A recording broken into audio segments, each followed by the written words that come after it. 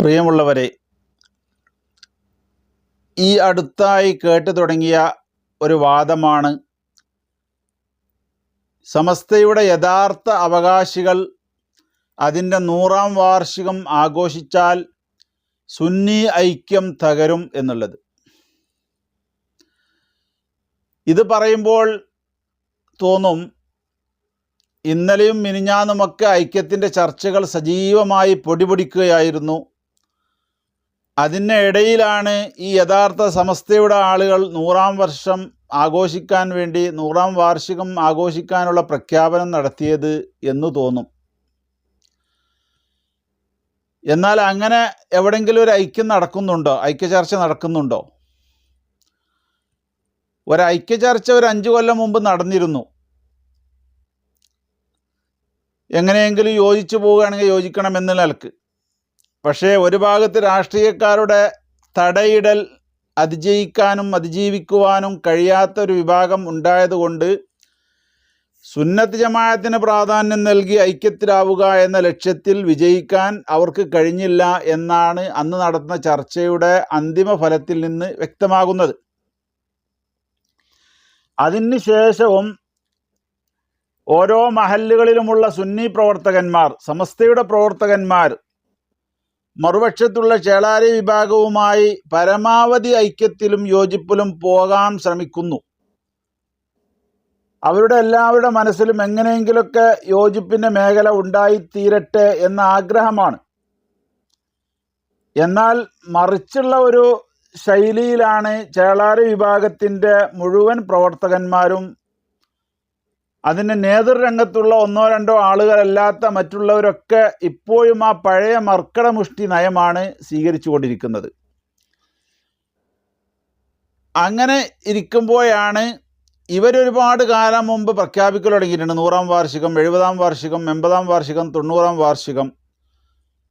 എന്നാൽ നമുക്ക് ഇതിൻ്റെ വാർഷികം മാത്രം ആഘോഷിച്ചാൽ പോരല്ലോ. യഥാർത്ഥ സുന്നികൾക്ക് പല സംഘടനകളുണ്ട്. അടിസ്ഥാനപരമായി തന്നെ നമ്മുടെ കയ്യിലുള്ളത് 70 വർഷവും 60 വർഷവും ഒക്കെ പഴക്കമുള്ള സംഘടനകൾ നമ്മുടെ കയ്യിലാണ്.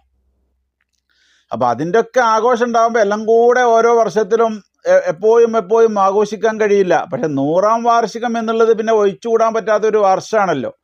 ഒരു നൂറ്റാണ്ട് എന്ന് പറഞ്ഞാൽ ഏതൊരു ചരിത്രത്തിൻ്റെയും വലിയ ഒരു പ്രസിദ്ധമായ ഒരു അധ്യായം രചിക്കപ്പെടുന്ന സമയമാണ്.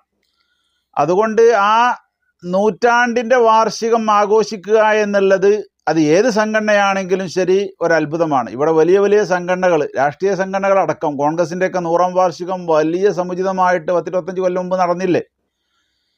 അങ്ങനെ ഓരോരുത്തരും ചിക്കാഗോ പ്രഭാഷണത്തിന് 100-ാം വാർഷികം നമ്മൾ കേട്ടു.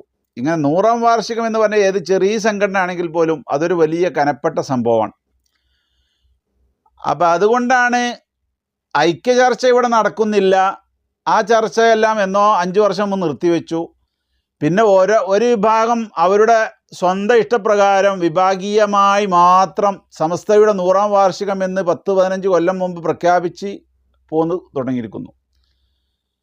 എന്നാൽ യഥാർത്ഥ സമസ്തയുടെ ആദർശത്തിൽ അധിഷ്ഠിതമായ അവകാശികൾ അത് എപ്പോഴും ഇങ്ങനെ വാർഷികം കൊണ്ടാടാറില്ല. അതേസമയം സമസ്തയുടെ ഭരണഘടന പറഞ്ഞതായ 3 വർഷത്തിലൊരിക്കൽ ജനറൽ ബോർഡ് ചേർന്നുകൊണ്ട് പുതിയ കമ്മിറ്റിയെ തിരഞ്ഞെടുക്കുക എന്ന ബാധ്യത അതന്നെ വലിയൊരു സമ്മേളനം ആകാറുണ്ട്. അത് പത്രത്തിലും മീഡിയകളിലുമൊക്കെ സജീവമായി സാന്നിധ്യം ഉണ്ടാവാറുണ്ട്. കേരളത്തിലെ ഏറ്റവും വലിയ ഭരണ സോപാനത്തിലുള്ളവരാണ് അതിൻ്റെ ഉദ്ഘാടനം നിർവഹിക്കാറുള്ളത്. അതിൽ ലക്ഷങ്ങളൊക്കെ പങ്കെടുക്കാറുണ്ട്.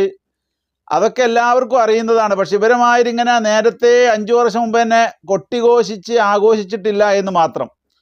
എന്നാൽ 100-ാം വർഷം ഒരു 3 വർഷം മുമ്പെങ്കിലും പ്രഖ്യാപിക്കണം. എന്നിട്ട് അതിൻ്റെ ചലനങ്ങളും പ്രവർത്തനങ്ങളും പദ്ധതികളുമൊക്കെ അപ്പോഴേക്കും പൂർത്തിയാക്കണം. അതിനു വേണ്ടിയാണ് 100-ാം വാർഷികത്തിൻ്റെത് ഏകദേശം നേരത്തെ തന്നെ പ്രഖ്യാപിച്ച് മുന്നോട്ട് നീങ്ങുന്നത്.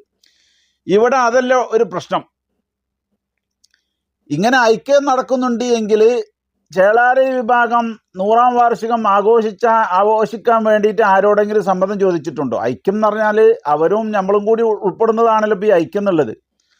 ആ ഐക്യ ചർച്ച നടക്കുന്നുണ്ട് എന്നാണല്ലോ ഇപ്പോൾ അവരുടെ വീക്ഷണത്തിൽ നിന്ന് മനസ്സിലാകുന്നത്. അങ്ങനെയാണ് എങ്കിൽ അവർ ഈ സമ്മേളനം പ്രഖ്യാപിക്കുന്നതിന് മുമ്പ് ഇതിനെക്കുറിച്ചൊന്ന് ബോധം ഉള്ളവരാവണ്ടേ? ഈ ഐക്യം തകരുമെന്നതിനെക്കുറിച്ച്. അവർക്ക് 100-ാം വാർഷികം പ്രഖ്യാപിച്ചുകൊണ്ട് എങ്ങനെ മുന്നോട്ട് നീങ്ങാം? നമ്മളും സമസ്തയുടെ അവകാശികളാണെന്ന് അവർ അംഗീകരിക്കുന്നു. കാരണം അതുകൊണ്ടാണല്ലോ ചർച്ചയ്ക്ക് വന്നത്. അങ്ങനത്തെ നമ്മളത് ഇവർ പ്രഖ്യാപിച്ച് പ്രചരണമൊക്കെ നടത്തുന്ന സമയത്ത് നമ്മളത് പ്രഖ്യാപിക്കുമ്പോൾ അത് മാത്രം ഒരു ഐക്യവിരോധമായി കാണുന്നതിന് വേറെ അസുഖമായിട്ടാണ് മനസ്സിലാക്കാൻ കഴിയുന്നത്. അതിനൊക്കെ ഇവർ പുലർത്തുന്ന ഒരു മർക്കടമുഷ്ടി, ഏകാധിപത്യം എന്നല്ലാതെ വേറെ ഒന്നും അതിന് പേരിട്ട് വിളിക്കാനില്ല.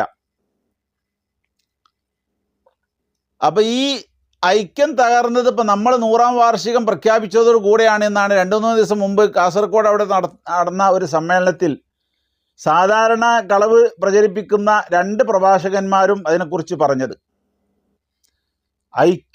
ഈ മുസ്ലിം സമുദായം ഒറ്റക്കെട്ടായി, അതായത് ഇവരുടെ സംഘടനയ്ക്ക് വേണ്ടിയിട്ട് ഇങ്ങനെ 100-ാം വാർഷികം ആഘോഷിക്കാൻ വേണ്ടി നോമ്പെടുത്ത് നടക്കുന്ന സമയത്ത് അതാണ് ഈ ഐക്യം എന്ന് പറയേണ്ടത്.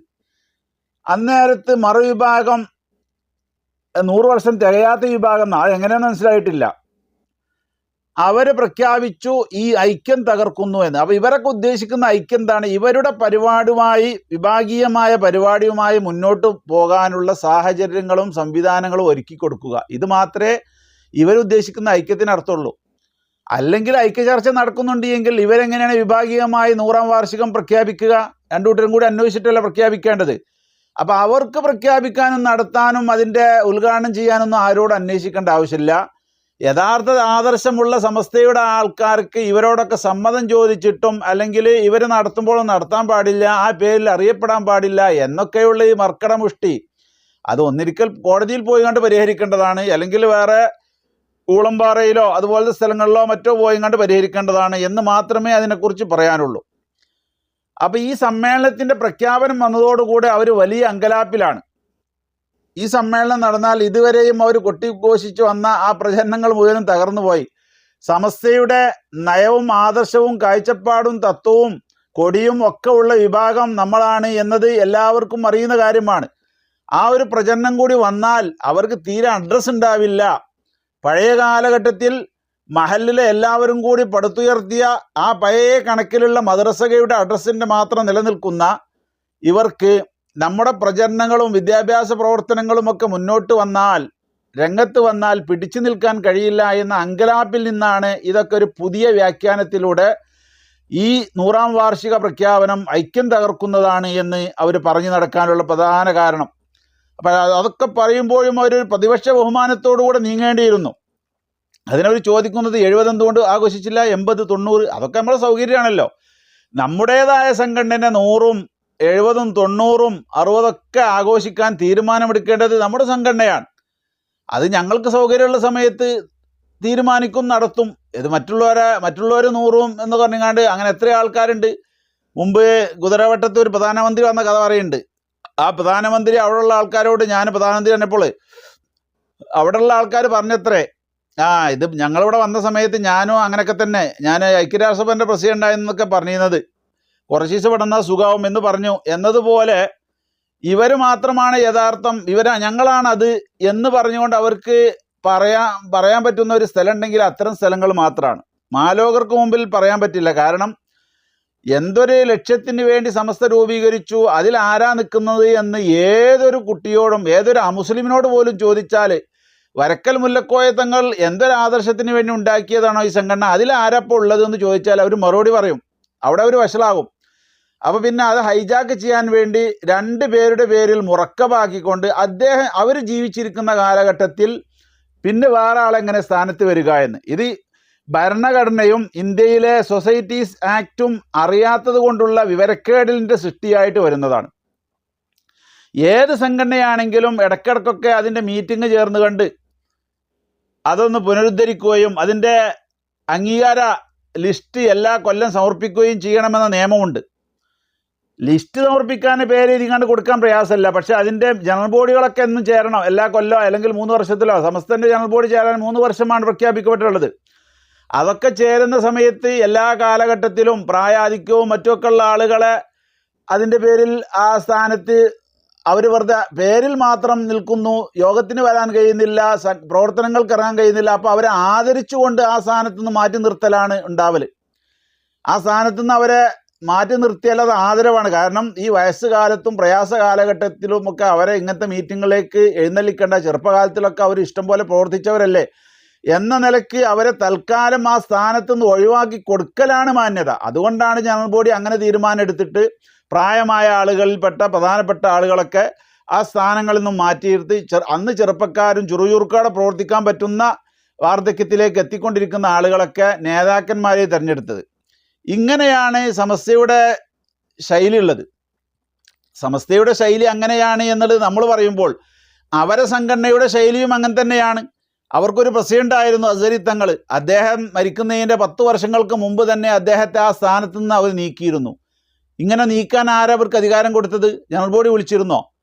ആണെങ്കിൽ അതുപോലത്തെ ജനറൽ ബോഡി വിളിച്ചുകൊണ്ടാണ് അന്നുണ്ടായിരുന്ന ആൾക്കാരെ നീക്കിയിട്ട് പുതിയ ആൾക്കാരെ തിരഞ്ഞെടുത്തത് എന്ന ചരിത്രമെങ്കിലും അവർ മനസ്സിലാക്കണം. അങ്ങനെയാണെങ്കിൽ അന്ന് അവർക്കും ഒരു പുതിയ ജനറൽ ബോഡി ചേർന്നിട്ട് 6000 പണ്ഡിതന്മാരാണ് 89-ൽ ജനറൽ ബോഡി ചേർന്നിട്ട് സംഘടന പുതുക്കിയത്. എന്നതുപോലെ 2000 ആൾക്കാരെങ്കിലും വിളിച്ചു ചേർത്തുകൊണ്ട് ജനറൽ ബോഡി പുതുക്കാമായിരുന്നല്ലോ, മുഷാവറ പുതുക്കാമായിരുന്നല്ലോ. തയ്യാറായില്ല. കാരണം ആളുകളില്ല, ജനറൽ ബോഡി അംഗങ്ങൾ വേണ്ടേ. അപ്പോൾ ആ രീതിയിൽ അതിൻ്റെ ഭരണഘടനാ അടിസ്ഥാനത്തിൽ ഇതുവരെ മുന്നോട്ട് വന്ന ഈ പ്രസ്ഥാനം അത് അന്യവൽക്കരിച്ചുകൊണ്ട് അവർക്ക് 100-ാം വാർഷികം ആഘോഷിക്കാൻ പാടില്ല, അവരാഘോഷം പ്രഖ്യാപിച്ചാൽ ഐക്യത്തിനെതിരാണ്, പ്രതിപക്ഷ ബഹുമാനമില്ലാതെ ഐക്യചർച്ച നടത്തിയ വിഭാഗമാണെന്ന് നിൽക്കുക അവരോട് സമ്മതമോ അല്ലെങ്കിൽ അവർക്കും കൂടെ ഒന്ന് നടത്താനുള്ള ഒരു മനസ്സ് കാണിച്ചുകൊണ്ടുള്ള ഒരു മുന്നേറ്റമോ നടത്താൻ തയ്യാറാവാതെ അനൈക്യത്തിൻ്റെ പ്രശ്നമാണിതെന്ന് പറഞ്ഞുകൊണ്ട് ആക്രോശിക്കുന്ന ഈ ആളുകളോട് പറയാനുള്ളത് നിങ്ങളുടെ ഈ രോഗത്തിന് ചികിത്സയില്ല എന്ന് മാത്രമാണ്. സമസ്തയിലെ ഒരു സ്ഥാനവും ആർക്കും തീരെഴുതി കൊടുത്തതോ എല്ലാ കാലത്തും അവർ അതിൽ തന്നെ ഉണ്ടാകണോ എന്നോ ഇല്ല. കാരണം ഭരണഘടന അടിസ്ഥാനത്തിലുള്ള സംഘടനയാണ്. അതുകൊണ്ട് തന്നെ യഥാർത്ഥത്തിൽ 89-ൽ പുനഃസംഘടിപ്പിക്കപ്പോൾ ഈ സംഘടനക്കുണ്ടായിരുന്ന ഭാരവാഹികൾ പിന്നെ അടുത്ത സംഘടനയിൽ പലരും മാറിയിട്ടുണ്ട്. തിരുരങ്ങാടി ബാപ്പു മുസ്ലിയാർ ആദ്യമായി ഇത് പുനഃസംഘടിപ്പിച്ച സമയത്ത് അതിൻ്റെ ജോയിൻറ്റ് സെക്രട്ടറി ആയിരുന്നു. പിന്നീട് അദ്ദേഹം ജോയിൻറ്റ് സെക്രട്ടറി ആണെന്ന് മാറ്റിയിട്ട് അദ്ദേഹത്തെ മെമ്പറാക്കി. ഓരോരുത്തരും അസൗകര്യങ്ങളെ കൊണ്ട് മാറി നിൽക്കാൻ ഇങ്ങോട്ട് ആവശ്യപ്പെടും. ചിലർ പ്രവർത്തനം ഇല്ലെങ്കിൽ അല്ലെങ്കിൽ പ്രവർത്തിക്കാൻ വയ്യെങ്കിൽ ജനറൽ ബോഡി അഭിപ്രായപ്പെട്ട് മാറ്റി നിർത്തും. അതൊന്നും അവരെ അവഹേളിക്കലോ അനാദരിക്കലോ അല്ല, അവരുടെ പ്രായത്തോടും അവരുടെ സാഹചര്യത്തോടും ചെയ്യുന്നതായ നീതിയാണത്. അന്നേൽ കുറച്ച് ആൾക്കാരെ മാറ്റി നിർത്തി പറ്റുന്ന ആൾക്കാരെ പ്രവർത്തിക്കാനും ഓടി നടക്കാനും ചുറുചുറുക്കോടെ മുന്നോട്ട് നീങ്ങാനൊക്കെ പറ്റുന്ന ആളുകളെ അതിൽ ഉൾപ്പെടുത്തി അങ്ങനെ പുനഃസംഘടിപ്പിച്ചു എന്ന് മാത്രമേ ഉള്ളൂ. അപ്പം അതുകൊണ്ട് ഈ വിഷയം എല്ലാവരും മനസ്സിലാക്കണമെന്നാണ് പറയാനുള്ളത്. പിന്നെ ഇപ്പോൾ ഒരു പുതിയൊരു ഫോർമുല ഇറങ്ങിയിട്ടുണ്ട്. അപ്പുറത്തുള്ള ജീവിച്ചിരിക്കുന്നവരോ മരിച്ചവരോ ആയ ആളുകളുടെ സാന്നിധ്യത്തിൽ അവരുടെ ജീവിതകാലത്ത് അവരുടെ സന്നിധിയിലോ മരിച്ചതിന് ശേഷം അവരെ മക്ബറയിലോ പോയാൽ അതൊക്കെ അവരെ ശരിവെക്കലാണ് എന്ന്. ഇത് എവിടുന്ന് കിട്ടിയ ഒരു ഇൽഹാമാണ് എന്നറിയില്ല. അങ്ങനെയാണ് എങ്കിൽ നമ്മുടെ സമസ്തയുടെ വൈസ് പ്രസിഡൻ്റ് ആയിരുന്ന ശ്രീയ ആലിക്കുഞ്ഞു ഉസ്താദിനെ ഇവരുടെ പണ്ഡിത സംഘടനയുടെ പ്രസിഡൻ്റാണ് ആദ്യമായി സന്ദർശിച്ചത്. അതേസമയം ഇപ്പം ഈ സന്ദർശനത്തിൻ്റെ കഥ വന്ന ആ അരക്കൽ മുല്ലക്കോയ തങ്ങളെ മക്കാമിൽ പറയപ്പെട്ട ജനറൽ സെക്രട്ടറി AP ഉസ്താദ് പലപ്പോഴും സൗകര്യം കിട്ടുമ്പോൾ പോകാറുണ്ട്. ജനകീയമായിട്ട് തന്നെ 2004-ൽ പോയതിൻ്റെ വീഡിയോകളൊക്കെ പുറത്തിറങ്ങുകയും ചെയ്തിട്ടുണ്ട്. പക്ഷേ ഈ ചരിത്രം മൂടി വെക്കുന്ന ഇവർക്ക് സമസ്തയിൽ പുതിയ ജനറൽ ബോഡി വിളിച്ച് ഈ കമ്മിറ്റിയെ പുനഃസംഘടിപ്പിച്ചതിന് ശേഷം ചരിത്രത്തിൽ ഇതുവരെയും അവിടേക്ക് കാലുകുത്തിയിട്ടില്ല എന്ന കളവ് പറയുന്നതിന് ഗീബൽസിനെ പോലും ഓവർടേക്ക് ചെയ്യുന്ന പ്രത്യേകമായ 2 ആൾക്കാർ, അല്ലെങ്കിൽ ഇപ്പോൾ 3 ആൾക്കാരുണ്ടെന്നാണ് തോന്നുന്നുണ്ട്. അവർ അതും കൂടി പറഞ്ഞുകൊണ്ടിരിക്കുന്നു എന്നല്ലാതെ ഇതിനൊരു അർത്ഥതലവുമില്ല. അപ്പോൾ ഒരാളെ ഖബർ സന്ദർശിച്ചാൽ അദ്ദേഹം ശരിയാണ് എന്നോ, ഈ ജീവിതകാലത്ത് തന്നെ ഇപ്പോൾ നോളജ് സിറ്റി സന്ദർശിക്കുന്നുണ്ട്, അവിടുത്തെ SYSൻ്റെ പ്രസിഡന്റ്. അപ്പോൾ ഇതാണ് ശരി, നോളജ് സിറ്റിയാണ് ശരി, അല്ലെങ്കിൽ മർക്കസ് സന്ദർശിക്കുന്നു, AP ഉസ്താദിനെ സന്ദർശിക്കുന്നു, അപ്പോൾ ഇതാണ് ശരി എന്ന് ബുദ്ധിയുള്ള ആളുകൾ ആരും പോസ്റ്റ് ഇടില്ല. കാരണം അതൊക്കെ പ്രതിപക്ഷ ബഹുമാനത്തോടുകൂടെ അപ്പുറത്തും ഇപ്പുറത്തുമുള്ള ആളുകളെ ശത്രുക്കളോട് പോലും തന്നെ സൗഹാർദ്ദത്തിൽ പ്രവർത്തിക്കണമെന്ന് സിദ്ധാന്തിക്കുന്ന ഒരു പ്രസ്ഥാനത്തിൻ്റെ ആളുകളാവുമ്പോൾ ജീവിത കാലഘട്ടത്തിൽ അങ്ങോട്ട് പോകലും മരിച്ചതിന് ശേഷം അവരുടെ കബറിടത്തിൽ പോകലൊക്കെ സ്വാഭാവികമാണ്. അതിനൊക്കെ തിരുത്ത് ശരിവെക്കൽ എന്നൊക്കെ പറഞ്ഞാൽ അവരെ വേഗം കൊണ്ടുപോകേണ്ടത് അതിനൊക്കെ അടുത്തുള്ള കുതിരവട്ടത്തേക്കോ ഊളംപാറയിലേക്കോ ആയിരിക്കണം എന്ന് പ്രത്യേകമായി ശുപാർശ ചെയ്യുകയാണ്. അല്ലാതെ വേറെ ചികിത്സ ഒന്നുമില്ല. അപ്പം 100-ാം വാർഷികത്തിന് അവകാശമുള്ളവർ നടത്തും, അത് അവകാശമുള്ളവർ ആരാണെന്ന് ഈ 35 കൊല്ലത്തെ ചർച്ചയിലൂടെ തെളിയിക്കപ്പെട്ടതും ഏത് അമുസ്ലിമിനോട് പോലും ചോദിച്ചാലും ആർക്കാണ് ആ പഴയ തത്വങ്ങൾ ഉള്ളത് എന്ന് ചോദിച്ചാൽ ആരും പറയും അത് റഈസുൽ ഉലമാ സുലൈമാൻ ഉസ്താദും സുൽത്താനുൽ ഉലമാ കാന്തപുര ഉസ്താദും നേതൃത്വം നൽകുന്ന സംഘടനക്കാണ് എന്നത് കണ്ണും ചിമ്മി ഏത് അമുസ്ലിം പോലും പറയും. കാരണം അവർക്കൊക്കെ അറിയാം അന്നൊക്കെ എന്തായിരുന്നു, മാപ്പിള ജാതിക്കാരിൽ പെടുത്താത്തവരായിട്ടായിരുന്നു വിദായത്തുകാരെ കണ്ടിരുന്നത്. അതിപ്പോഴും കാണാൻ കാലഘട്ടത്തിൻ്റെ മാറ്റത്തിനനുസരിച്ചുള്ള പുരോഗതിക്കനുസരിച്ചുള്ള ശൈലിയിലൂടെ ഇപ്പോഴും ആ കാര്യങ്ങൾ നിർവഹിച്ചു കൊണ്ടിരിക്കുകയും നിവർത്തിപ്പിച്ചുകൊണ്ടിരിക്കുകയും ചെയ്യുന്നത് ഈ വിഭാഗമാണ് എന്നുള്ളത് ചരിത്രം അല്പെങ്കിലും അറിയുന്ന, പരിസരബോധമുള്ള, പുറത്തിറങ്ങി നടക്കുന്ന ആർക്കും അറിയും.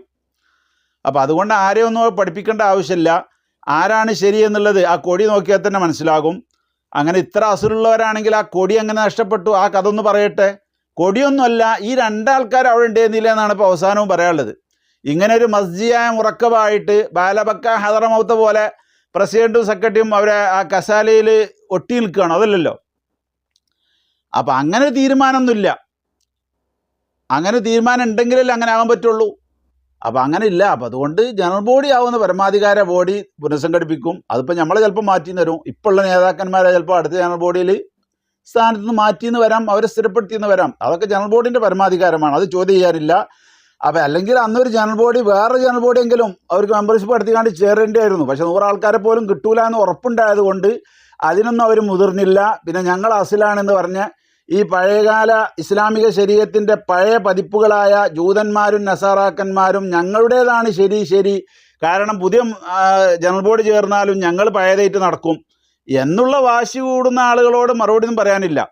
മഹല്ല് കമ്മിറ്റിൻ്റെ എല്ലാത്തിലും ഈ സ്വഭാവമുണ്ട്. നമ്മൾ 10-15 കൊല്ലം മുമ്പ് നമ്മളെ പള്ളി കമ്മിറ്റിൻ്റെ പ്രസിഡന്റ് ആയിരുന്ന ആൾ ഇപ്പോൾ മിക്കവാറും 95% ആ മഹല്ലുകളിലും പ്രസിഡന്റ് ആവില്ല, സെക്രട്ടറി ആയിട്ടുണ്ടാവില്ല. അപ്പം അങ്ങനെയാണെങ്കിൽ അന്ന് അവരാവേണ്ടിയിരുന്നല്ലോ. എന്നതുപോലെ ഇപ്പോൾ നമ്മളറിയാലോ, ഇവിടെ ഗർജിക്കുന്ന സിംഹം ഇന്ത്യൻ മുസൽമാൻ്റെ ആവേശം എന്നൊക്കെ ഒരു കൂട്ടർ പറഞ്ഞിടന്നിരുന്ന സേട്ടു സാഹിബ്, അദ്ദേഹത്തെ ഒരു സുപ്രഭാതത്തിൽ ആ പാർട്ടി കണ്ടില്ല. പ്രസിഡന്റാണ്, ആ പ്രസിഡന്റ് അങ്ങനെ പാർട്ടിയിലല്ലായിരുന്നത്, അവരുടെ ദേശീയ കൗൺസിൽ ചേർന്നിട്ട് അദ്ദേഹത്തെ മാറ്റി. അങ്ങനെ മാറ്റാൻ വകുപ്പുണ്ട്, ഭരണഘടന ഉണ്ട്. ഭരണഘടനയൊക്കെ നോക്കിയിട്ട് തീരുമാനം എടുക്കേണ്ടത്. അതിനെതിരല്ലേ സ്റ്റേ ഒക്കെ വന്നത്. അപ്പോൾ സ്റ്റേ ഒക്കെ വന്നപ്പോൾ ഒന്ന് ഉത്തേജിപ്പിച്ച് ഭരണഘടനാടിസ്ഥാനത്തിൽ നീങ്ങാനുള്ള എനർജിയൊക്കെ ജനറൽ ബോഡിക്ക് കിട്ടി. അതുകൊണ്ട് ജനറൽ ബോഡി ചേർന്നു, ഇങ്ങനെയൊക്കെ ചെയ്തു എന്നുള്ളേ ഉള്ളൂ. വേറെ അസാങ്കത്യമായി ഒന്നും ഉണ്ടായിട്ടില്ല. ഇതാണ് അതിൻ്റെ വസ്തുത. വസ്തുതയായി ഉൾക്കൊള്ളണം. ഏകാധിപത്യവും അവകാശവാദവും ഒക്കെ സത്യനിഷ്ഠമായിട്ടായിരിക്കണം, കളവ് പ്രചരിപ്പിച്ചുകൊണ്ടായിരിക്കരുത് എന്ന് ഉണർത്തി അവസാനിപ്പിക്കുന്നു.